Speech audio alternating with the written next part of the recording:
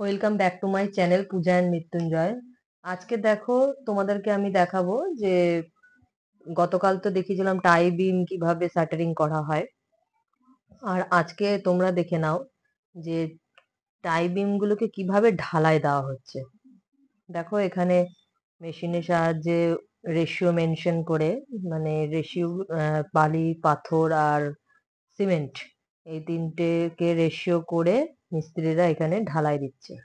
এবং ঢালাই দেওয়ার পরে দেখো এখানে ভাইব্রেট করা হচ্ছে। ভাইব্রেট কিভাবে করছে সেটা দেখো, ভেতরে ভেতরে একদম গভীরে ঢুকিয়ে দিয়ে ভাইব্রেটটা করছে। ভাইব্রেটটা করার কারণ কি?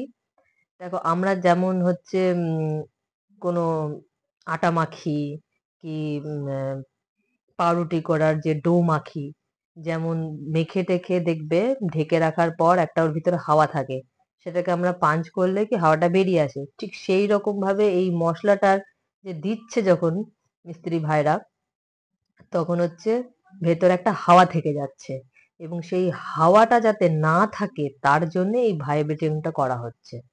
ঠিক আছে, দেখে নাও কিভাবে করছে।